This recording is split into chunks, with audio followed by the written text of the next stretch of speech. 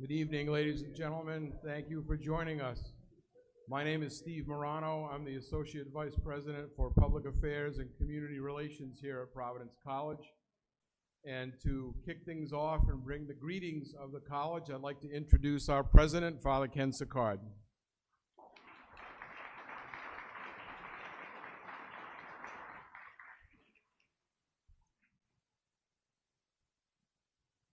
Thank you, Steve, and good evening, everyone.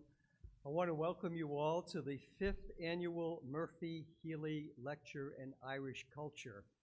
And I'm delighted to be here with you this evening and so pleased that you could join us for what promises to be a very enlightening and informative presentation. I'd like to acknowledge Kevin Murphy for his family's generous endowment of this lecture series. Kevin's dad, John, was a fixture at these Irish history lectures from when we first introduced the series. And we're so grateful that he was sufficiently impressed to eventually endow the series moving forward. My thanks also to Dr. Arthur Urbano, a theology professor here at Providence College and the head of our Jewish Catholic Theological Exchange, which is a co-sponsor of tonight's event. I think you'll find tonight's presentation quite interesting, and it's a bit of a twist from previous lectures, and that this year, our speaker, Dr. Hasia Diner, is Jewish and not Irish. And she will share with us the unlikely alliance between the Jews and the Irish in America, which happens to be the subject of her latest book that was published in 2024. And it's no secret that Providence College has benefited greatly from the interest and impact of people of Irish heritage that they've had on our institution. And for proof of that, we need look no further than the generous gift of Mr. John Murphy, the benefactor of this lecture series. The Murphy-Healy Lecture is not the only endowment John bestowed on the college. He was also great friends with the late Dr. Kenneth Walker, and he established a scholarship in Dr. Walker's memory a few years ago. And countless Rhode Islanders have benefited from John's leadership, his example, and his generosity in so many ways. May he continue to rest in peace. I hope all of you enjoy the evening, and thank you again for being here.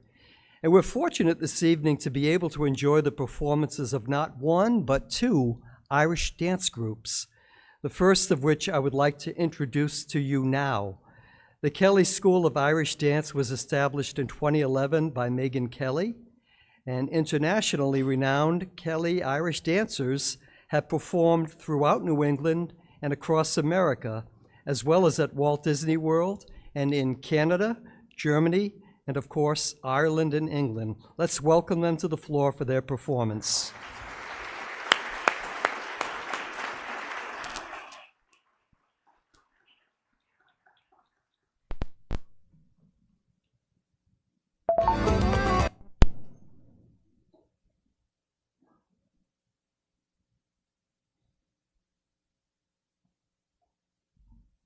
Good evening, everybody. I just wanted to say hello and thank you again all for being here. It's an honor to dance in the memory of my Healy and Murphy ancestors. And I just wanted to give you a little context of the song that we chose tonight. It is called Up, and it is a song done by Bioga, a wonderful Irish band, and they chose a poem from Maya Angelou to sample throughout this track. So you'll hear just kind of that story of oppression that unites us all, not that we want to be oppressed, but in the sense that with that comes our pride in standing up, and no matter what our heritage is, we have that shared acceptance and understanding. So enjoy.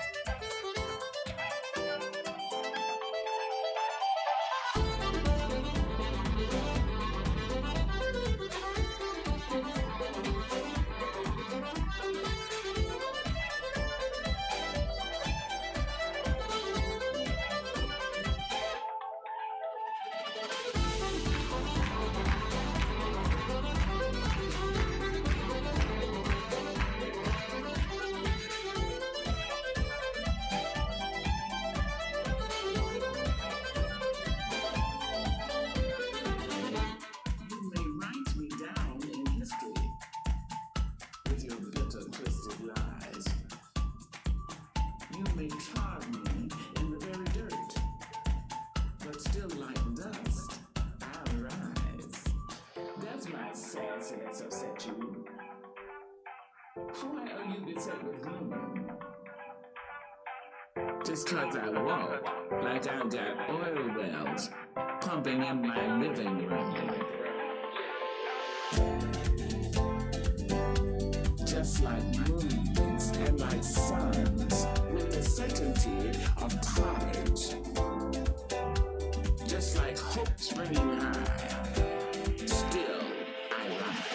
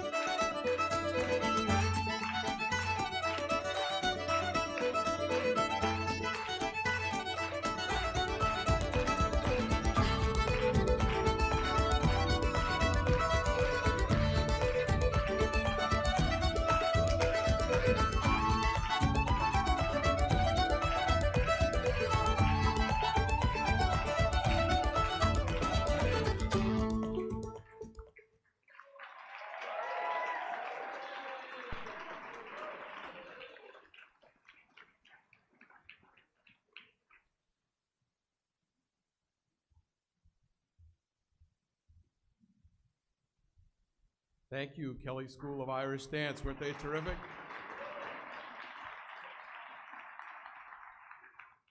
Before we invite our featured speaker to the podium, I would like to give Mr. Kevin Murphy, the son of John Murphy, the opportunity to say a few words and bring the greetings of the Murphy family. Kevin.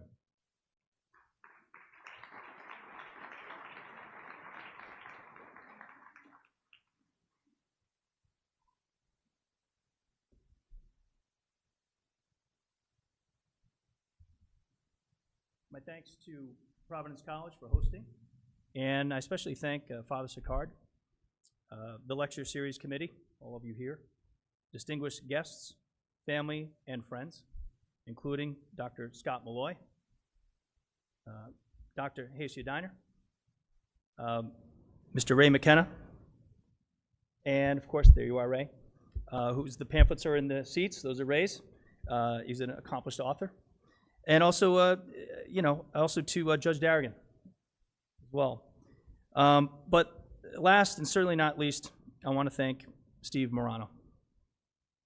My father worked with Steve, Judge Darrigan, Maureen Donahue, and Scott Malloy to bring this lecture series to life. Steve, I know you're retiring, and that's great for you, but it's bad for the rest of us. So on behalf of the entire committee and the Murphy family, we present you with this plaque as a symbol of our appreciation. If you could please come up. A round of applause, please, for Steve.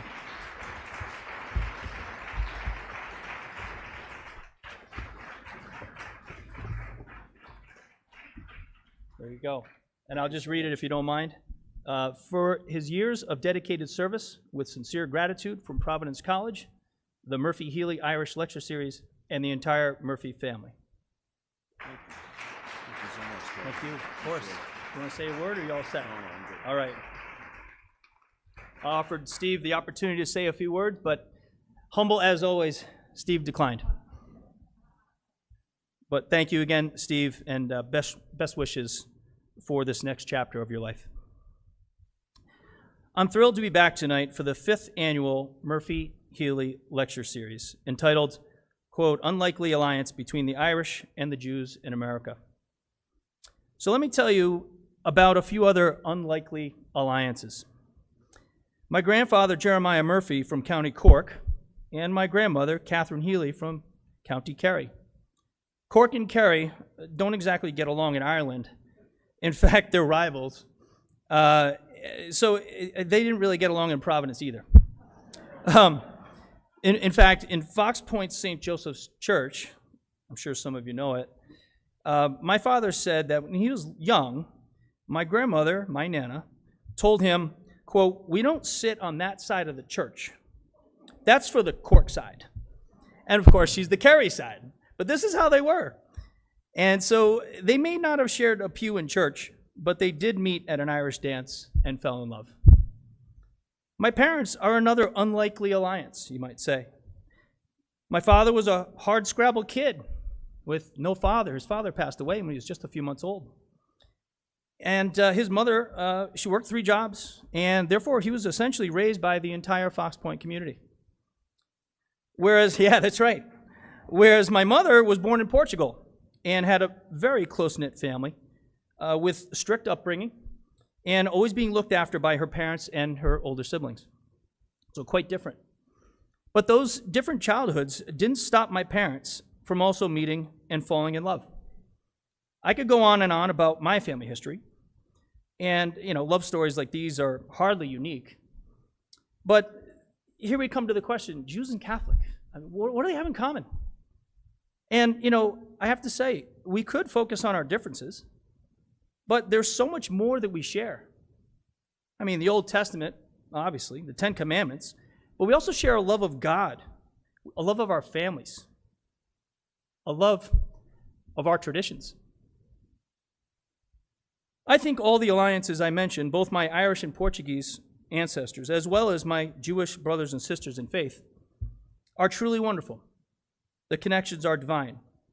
While those alliances may seem unlikely to the human eye, they are not unlikely, but they are divine in God's eyes. With those remarks, and with great admiration, I give you Dr. Diner. Thank you.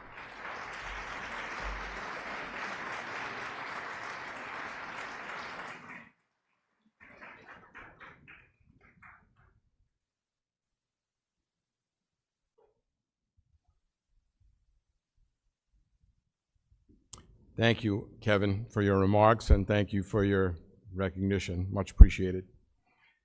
It is now my honor to introduce our featured presenter, Dr. Hasia Diner.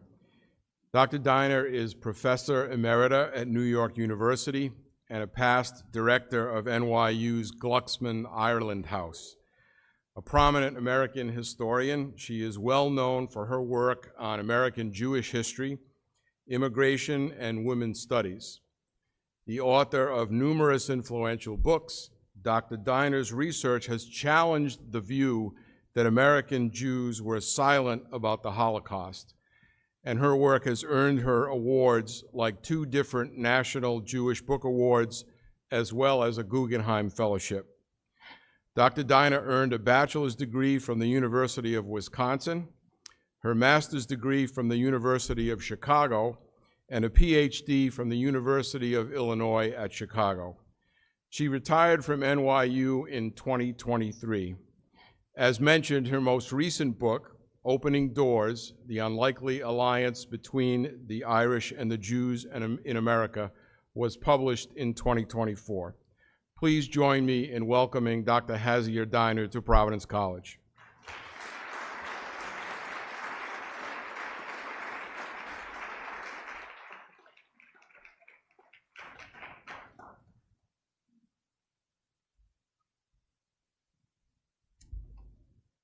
Okay, I've never given a talk before preceded by a bagpiper and dancers, and I feel maybe you've had the entertainment you need.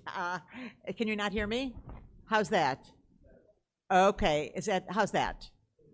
Great, okay. So I only said I've never given a talk before, before where there had been a bagpiper and dancers before me, nor frankly had anybody talked about my work in any divine terms. So it's really an honor to be here. I want to thank Vice President Morano for orchestrating this, and to Kevin Murphy and the Murphy-Healy Award Committee. And I know he's not here, but Arthur Urbano actually was very helpful to me in this work.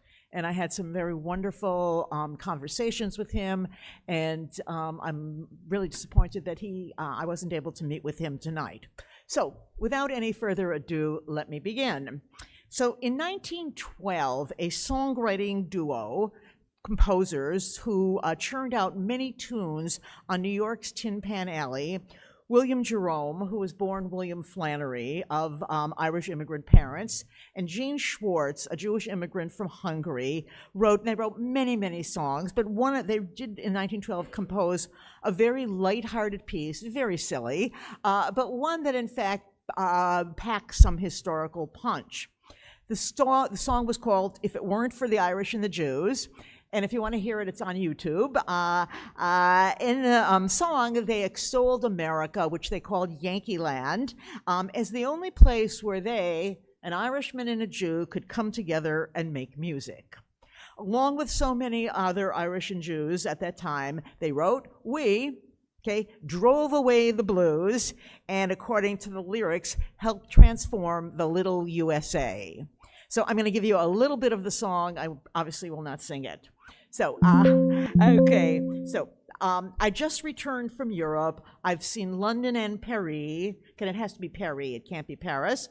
And I'm glad to get back home to Yankee Land. In fact, the little USA looks better to me. It's a real place that the real folks understand, but still I often sit and think, what would this country be if we hadn't men like Rosenstein and Hughes? We'd surely have a kingdom, but there'd be no democracy if it weren't for the Irish and the Jews. Okay, many verses. What would this great Yankee nation really ever do if we didn't have a Levy or a Monahan or a Donahue? Okay, it goes on to say something about New York City politics. There would be no East Side in the city of New York if it weren't for the Irish and the Jews. Talk about a combination. Heed my words and take a note. On St. Patrick's Day, Rosinski pins a shamrock on his coat. There's a sympathetic feeling between the Blooms and McAdoos. Why, Tammany would surely fall. There'd be no hall at all if it weren't for the Irish and the Jews.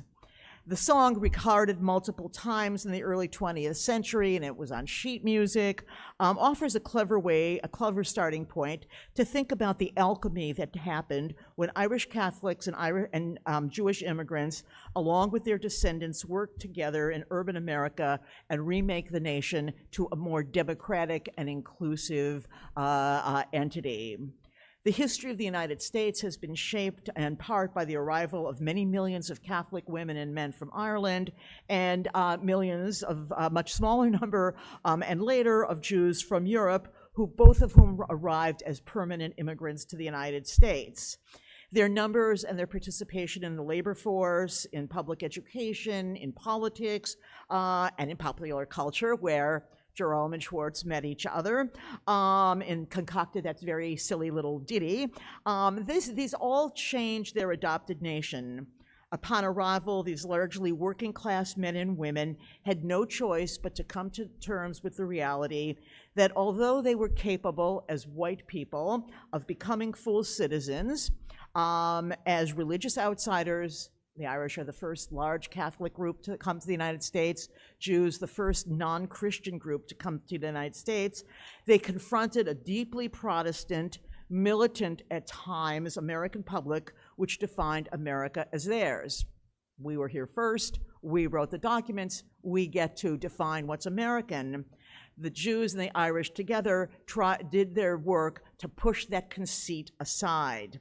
How Irish and Jewish newcomers as individuals and through their through the actions of their organizations worked together, they helped dislodge that nativist idea and move the nation to become a much more inclusive direction.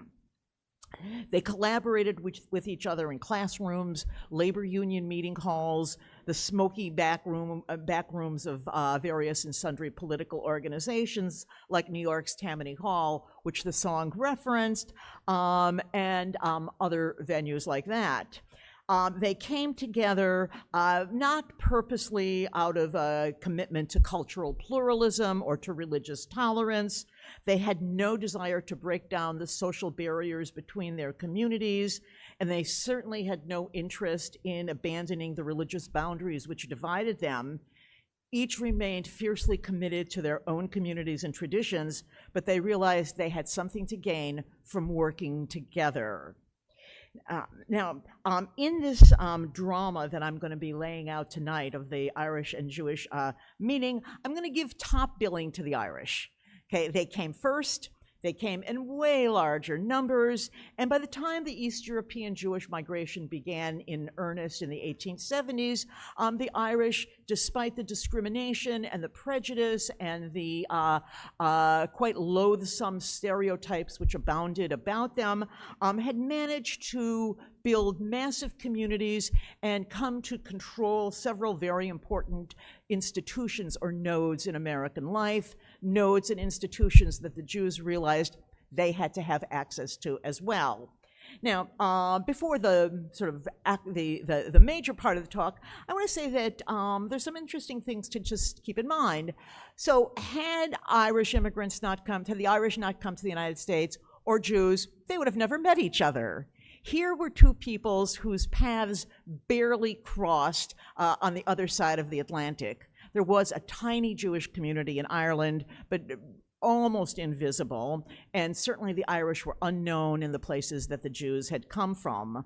So it was an American meeting that we're talking about. On a lived level, they met in apartment buildings, they met on the stoops of their tenements, they met on street corners, they met in shops. During the time of World War I, Irish and Jewish men met in the military, lived on the same bases, died in the same trenches in World War II in the same foxholes. We certainly have lots of evidence about romance, okay, and marriage among them.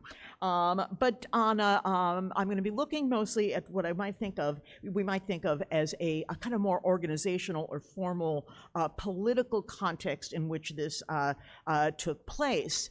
Now, it's notable that the way I'm going to be telling this story goes against the grain of how this story has been told, certainly in the annals of American Jewish history. For the most part, historians have focused on what they label very boldly Irish anti-Semitism. They focus on the street violence perpetrated by thuggish Irish boys, always boys, okay, never girls, on the sidewalks of many a city as they preyed on hapless Jewish victims. Other historians have in the conventional narrative, pointed to articles that showed up in the Irish American press condemning the Jews for this or that, hearkening to long-established anti-Semitic tropes. And as historians have told this story, they look at sermons, randomly collected of Irish priests condemning the Jews for their the eternal perfidy of the crucifixion. The story of Irish anti-Semitism, again, the conventional narrative, takes much of its power from the rantings and ravings of Father Charles Coughlin, the flamboyant radio priest from Detroit, who through his broadcasts to over 40 million listeners a week in the 1930s, bombarded the American public with anti-Semitic images without parallel in American history. As just one example, okay, in the first sermon that Father Coughlin gave after Kristallnacht in Germany, 1938, he said, "Wait till Hitler comes to America." Okay, and all those things did happen, but I don't think that's the story. And the story that I want to tell, and the one that I think is much more important, much more formative and impactful, is one of opening doors, in which Irish Americans, whether immigrants or their children, opened the doors and facilitated Jewish integration and mobility. So I'm going to be looking at 4 zones of this door opening. I think if I was more dramatic, I would have a door and I would open it each time I began a section. So the first one I might call the Defenders of the Jews. Okay, from the 1880s on, Irish community leaders stepped forward to serve as guides, allies, and spokespeople for the Jewish immigrants. They were willing to step forward and speak up against hostility towards Jews perpetrated by others. So in the 1870s in Boston, Rabbi Solomon Schindler turned to John Boyle O'Reilly, the editor of the Boston Pilot, the Catholic newspaper of Boston, as well as O'Reilly's successor, Jeffrey Roach, to challenge anti-Semitism as it popped up in Boston, in the United States, and on a global scale. O'Reilly and Boyle devoted much energy to ferreting out and exposing actions taken against Jews all over the world, but they were particularly interested when it was done by Boston Protestants. Okay, and when it took place on the campus of Harvard University, they were very happy to give it a great deal of attention. Okay, by attacking these institutions, accusing them of anti-Semitism, these 2 Irish Catholic editors could, in the name of the Jews and at Schindler's behest, lash out against those who they understood were their own antagonists and enemies. From Schindler's perspective, however, found it much more important to have an Irish Catholic newspaper editor speak for the Jews rather than to do it himself.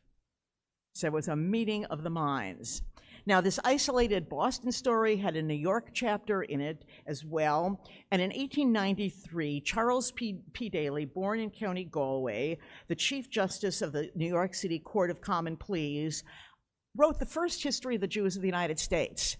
So I always tell my fellow American Jewish historians, our field owes its existence to Charles P. Daly. Daly had many contacts with a number of Jews in New York, and he had appeared at a number of Jewish communal events and given some talks, and a number of these Jewish communal leaders, particularly the editors of a magazine called The American Hebrew, asked Daly if he would write a book that laid out and celebrated the Jewish contribution to America. Daly took the task at hand and published a book called The Settlement of the Jews in North America, a rousing tribute to the Jews. In this work, Daly showed that, as no Jew had ever done before him, that Jews had been present in the United States since the 17th century, could hardly be considered aliens or newcomers, that they always took care of their own poor, and they contributed to the common good. Daly also wrote a similar book on the history of the Jews of New York. And again, Jews themselves were loath to talk about their accomplishments. But in the hands of Charles P. Daly, their friend, their story was told to the New York and to the American public. This has an international dimension to it as well.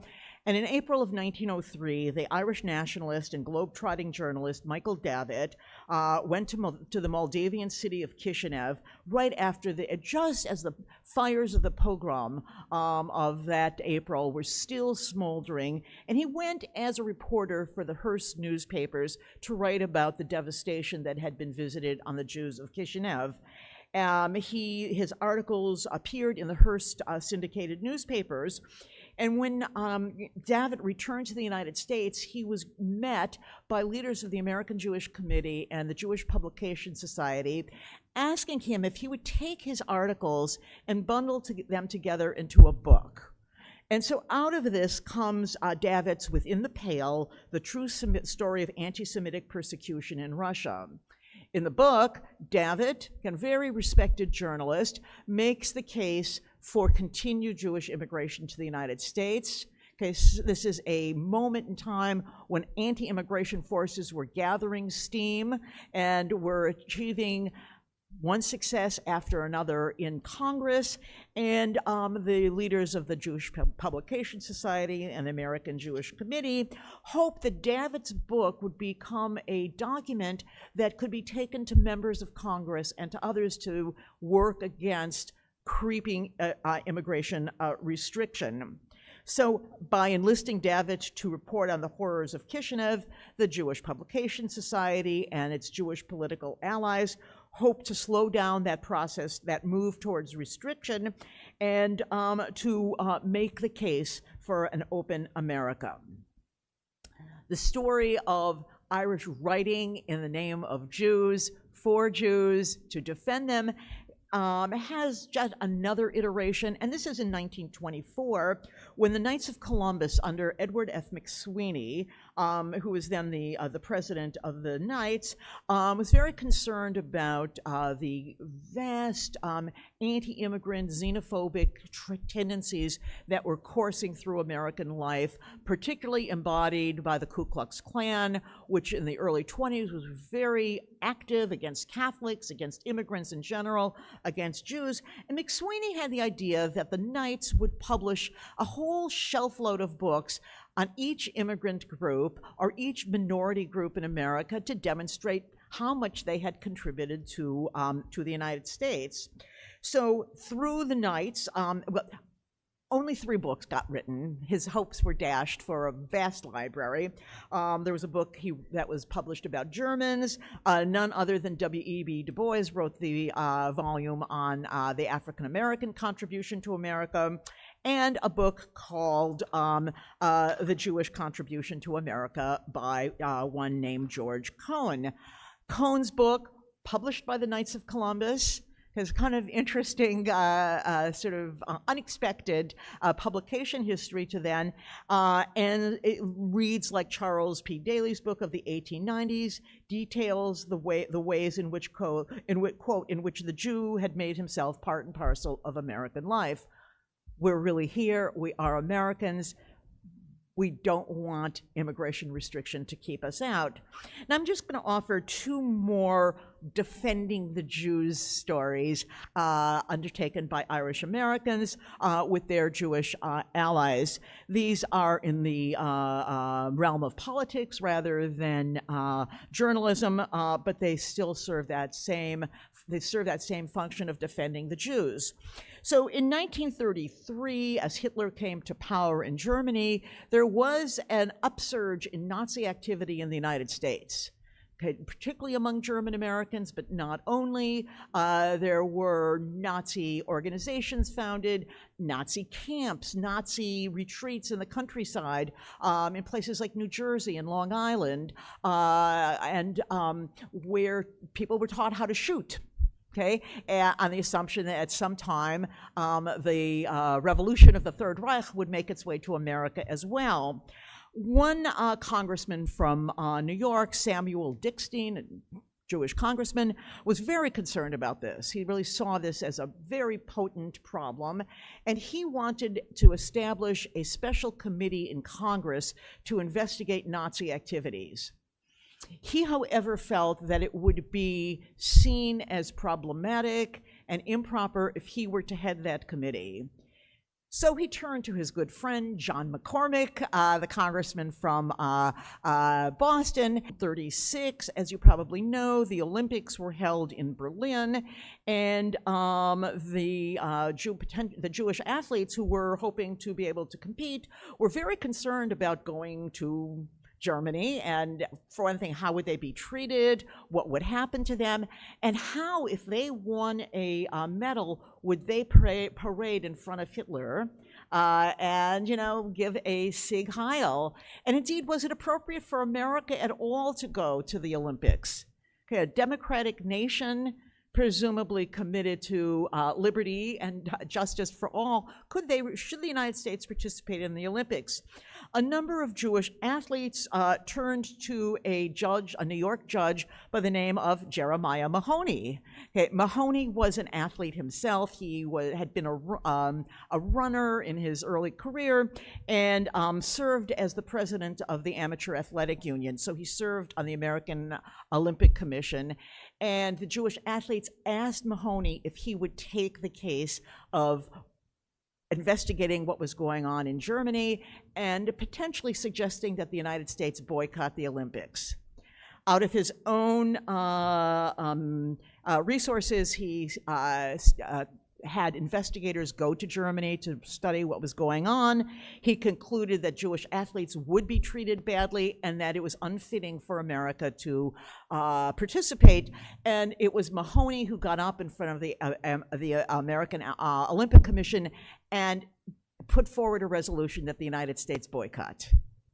Okay, he failed. Okay, but failed or not, he tried, and it was once again an Irish defender of the Jews, okay, in the name of defending America.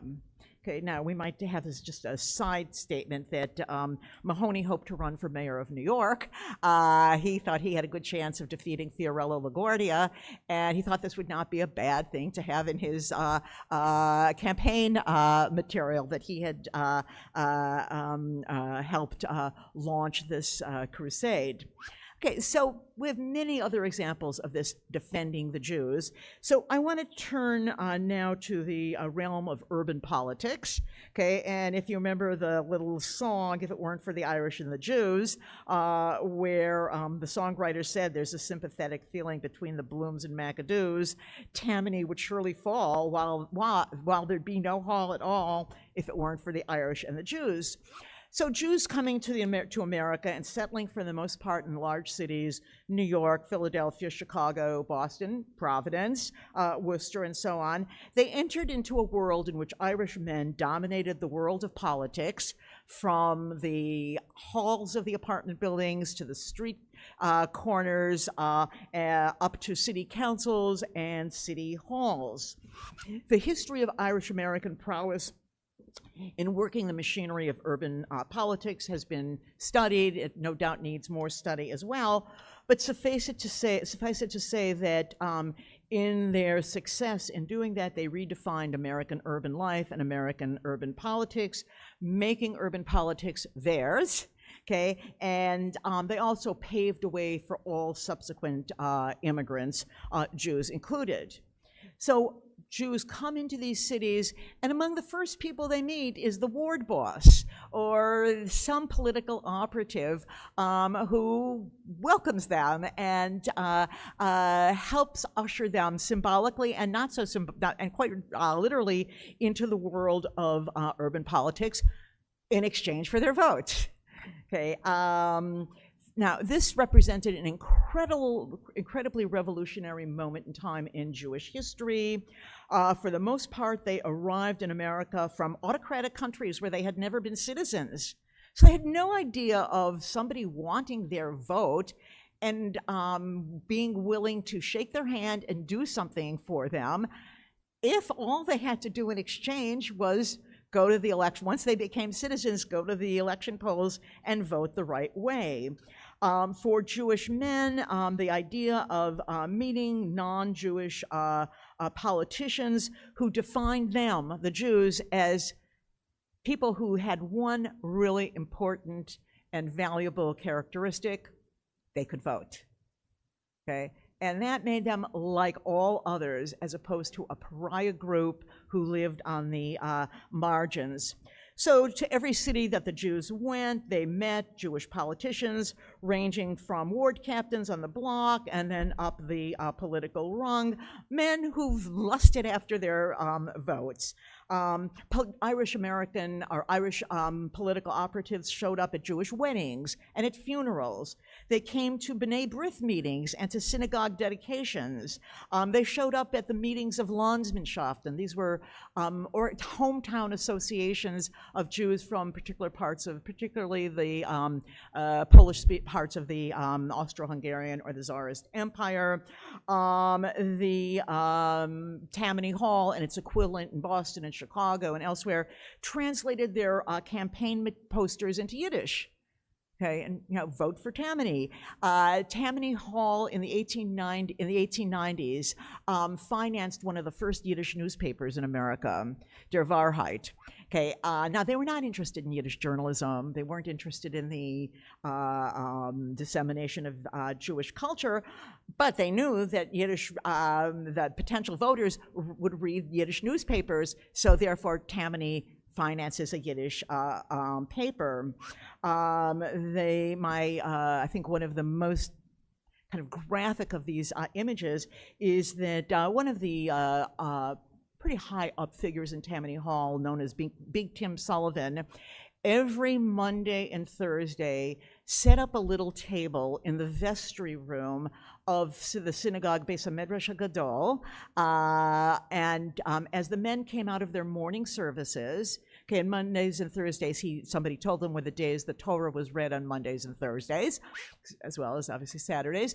When the men came out of their prayers, there's Big Tim shaking their hand. Mr. Bloom, Mr. Abramowitz, Mr. Goldberg, what can I do for you? Okay, so this was a powerful moment in American Jewish history, in world Jewish history, and for the Jews, nearly all of whom become naturalized, acquired citizenship, and turn out at the behest of the machine in whatever city, they become avid voters.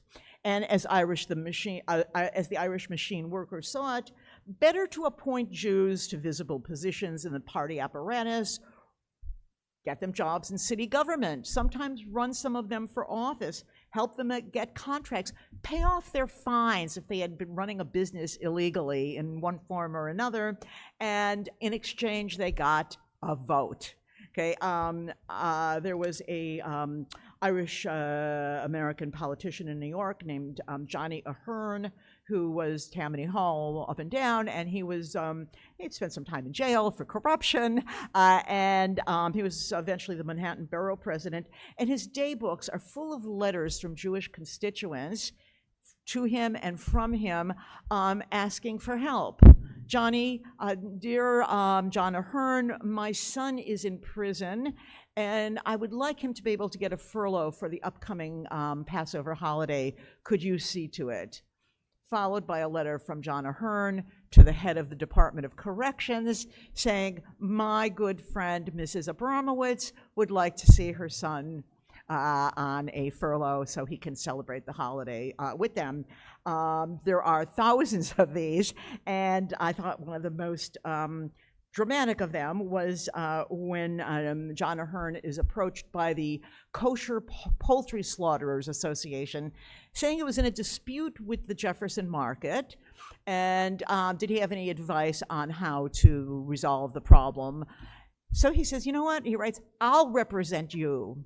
So here's a man who no doubt does not care about eating kosher chicken, going to the Jefferson Market to represent the kosher poultry slaughterers.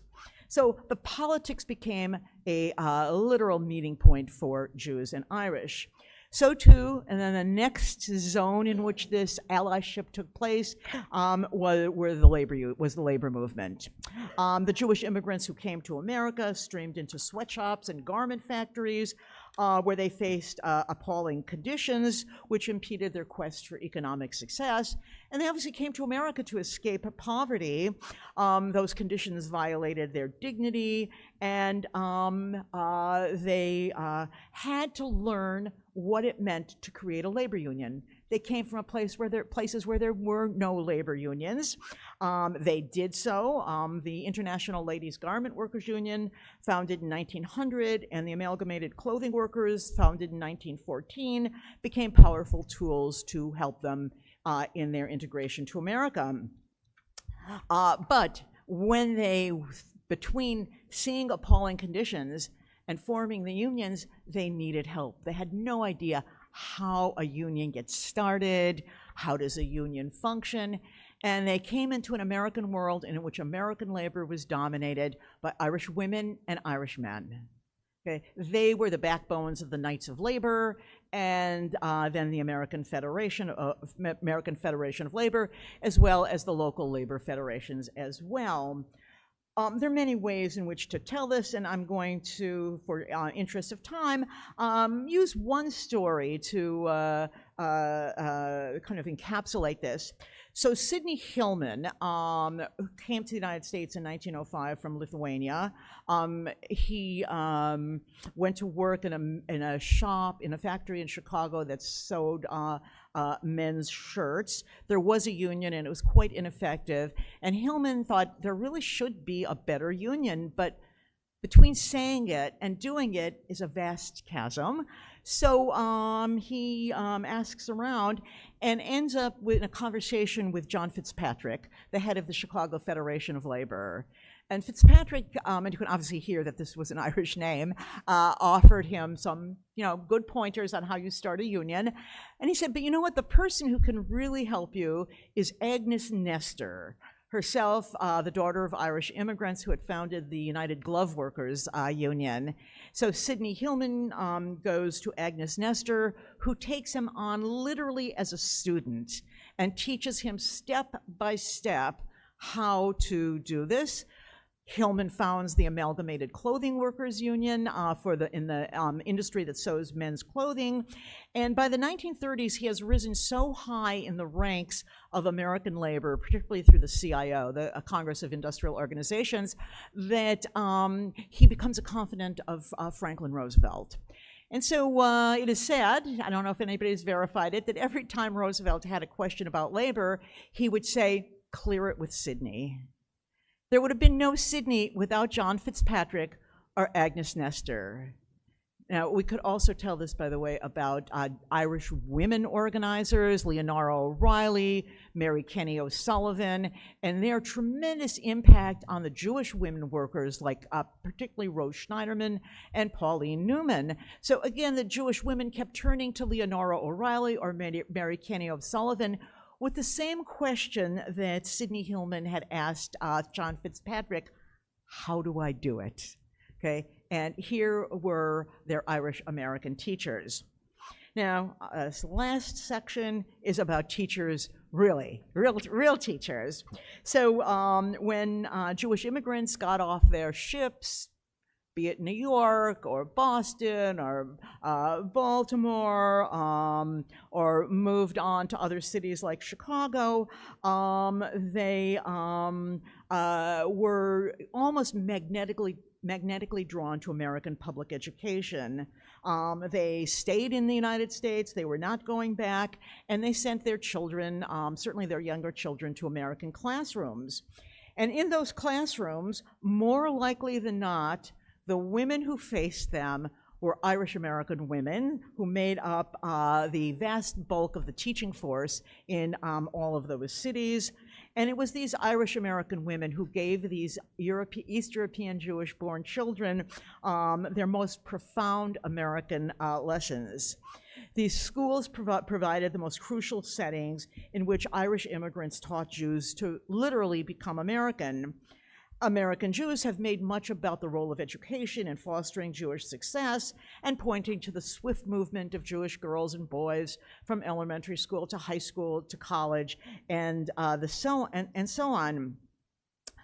These classrooms did foster a trajectory of mobility, but none of this mobility could have ever happened without the legions of Irish American women who served as their guides to the language and the details of American culture, let alone the basics of reading, writing, arithmetic, and beyond.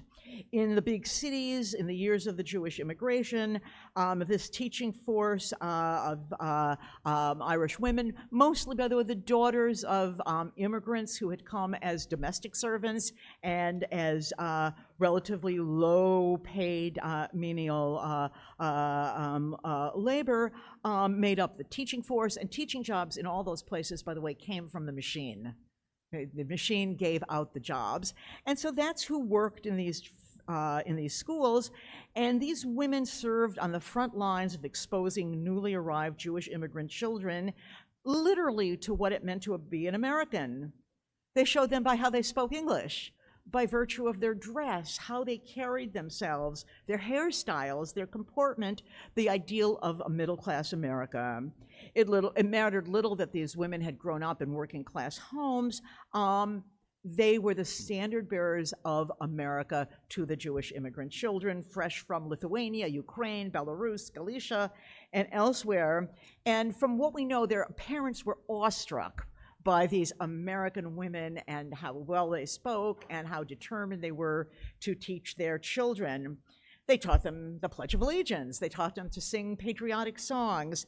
They taught them about Thanksgiving. They would have never known about Thanksgiving without these teachers. Washington's birthday, Lincoln's birthday, and the like, as well as timetables and reading and more. So the Irish American women functioned as the key players in the project of a Jewish immigrant integration, with Jewish children entering these many classrooms with no English at their command, yet expected by their parents to master the skills of American life.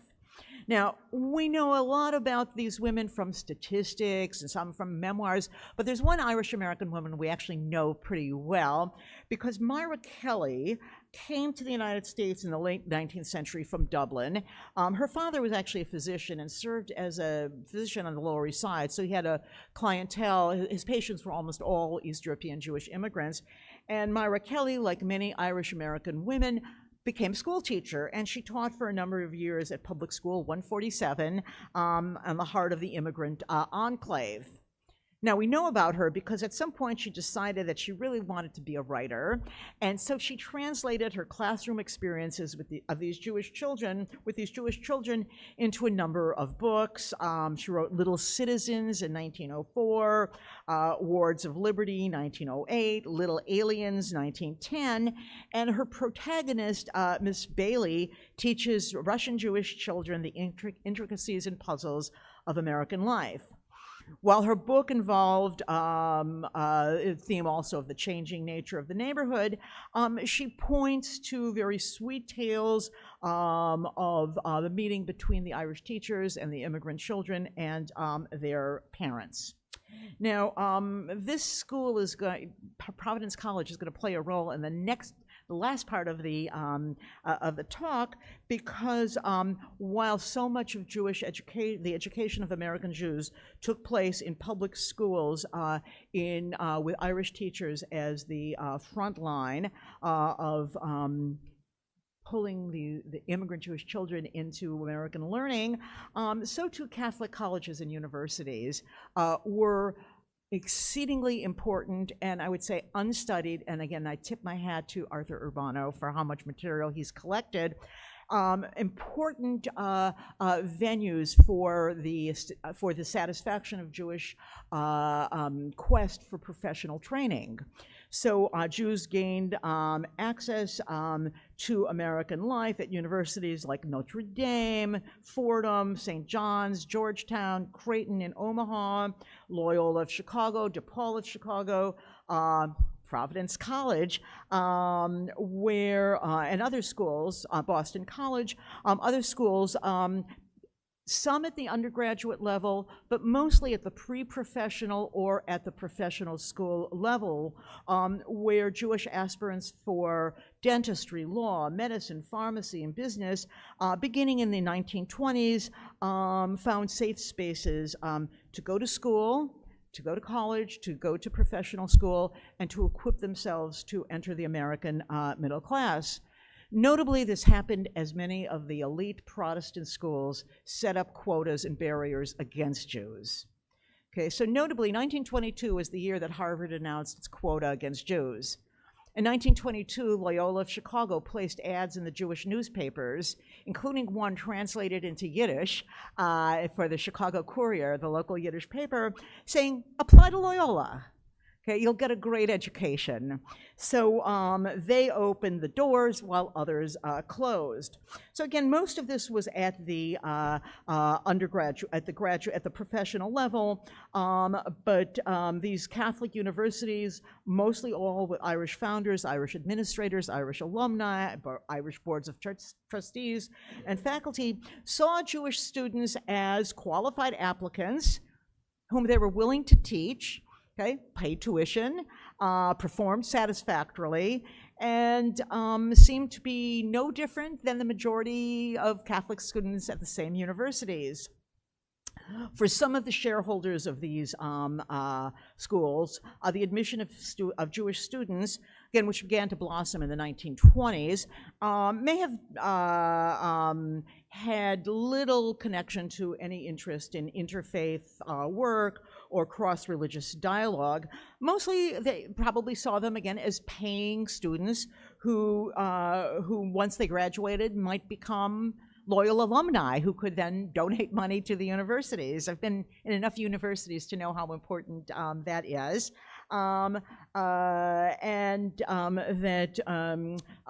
This was a very practical, kind of utilitarian arrangement. And certainly we know that by the 1930s, both Fordham and St. John's law schools were 50% Jewish.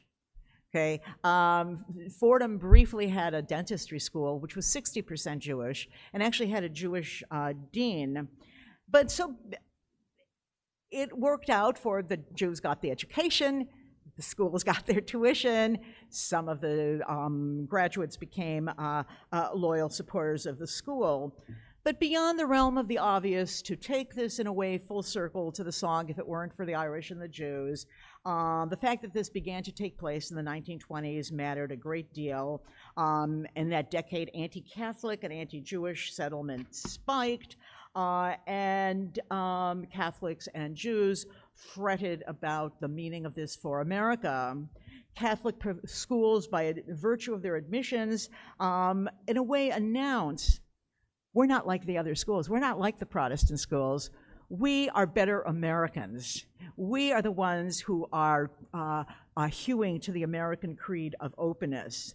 By doing so, they made a moral statement announcing that they, as Catholics, and frankly as Irish people who knew suffering and knew hatred directed against them, did not share in the hatred lobbed against the Jews. Their own history of persecution in the past and their experiences in the present of the 1920s and beyond as victims of Protestant American xenophobia made them sensitive to the difficulties endured by the Jews, and made this a very powerful argument against all of those who were the xenophobes and the nativists and those who were arrayed against Catholics and against Jews. So, taking this full circle, in all the ways, places that I sketched out in speaking out for the Jews, in the labor movement, in politics, and in education, the allyship between the Irish and Jews saw Jews deriving tremendous benefit from Irish guidance, and the Irish benefiting as well in both practical and, we might say, moral terms. The two helped each other, and they helped each other and helped themselves, and in the process, they made sure, to quote the song, if it weren't for the Irish and the Jews, that the nation, quote, would be a democracy. Thank you.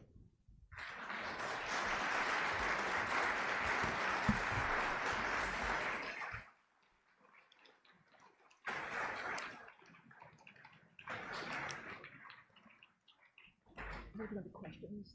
Sure. Do you want to be the? Okay, I'm happy to take some questions. Okay, don't be shy. Yes.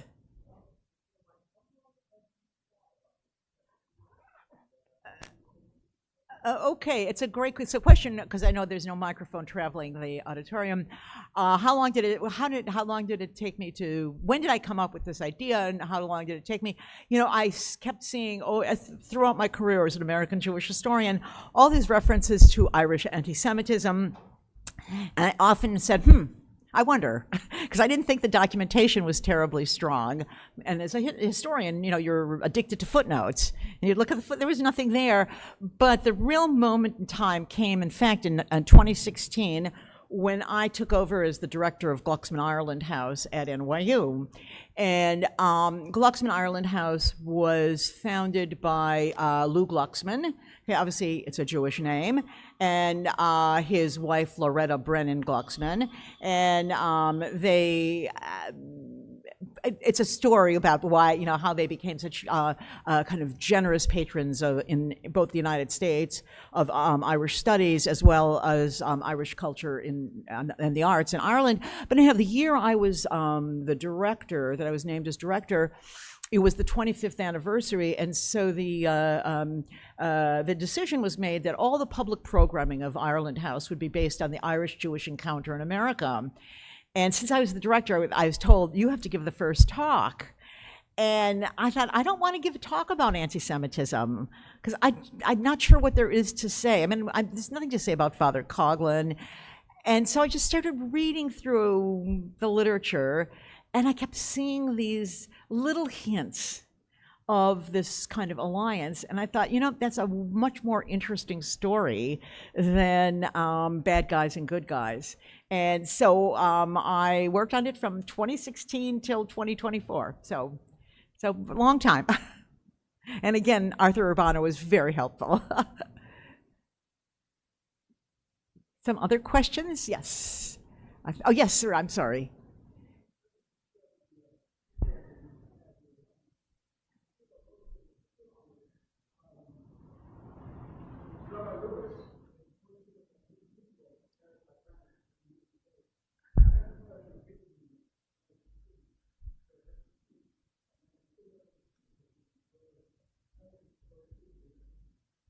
Okay, great. Okay. Okay, and I'm also available during the reception if you have personal stories or questions beyond the scope of what I gave. So thank you so much for your patience.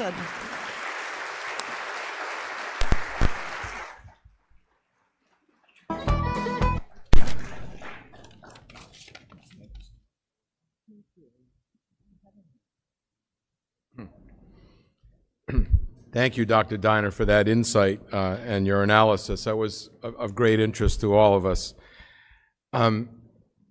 Before we send you out to our reception, I'd like to introduce some very special young women who will perform for us to close out the evening. Here at Providence College, we are fortunate to enjoy the work and the artistry of some very amazing and talented student performers throughout the years, and that's across a wide range of performing arts. The women I'd like to introduce to you this evening are a shining example of that talent, and they represent the Providence College Irish Dance Club.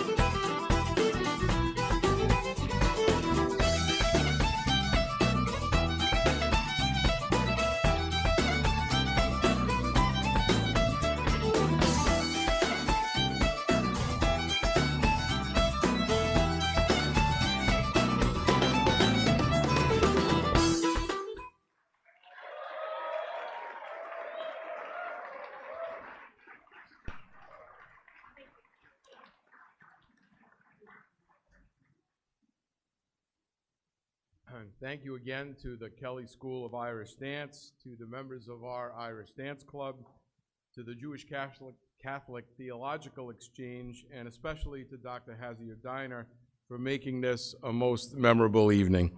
Please join us now across the hall in room 112 for a generous reception. Thank you all for being here tonight.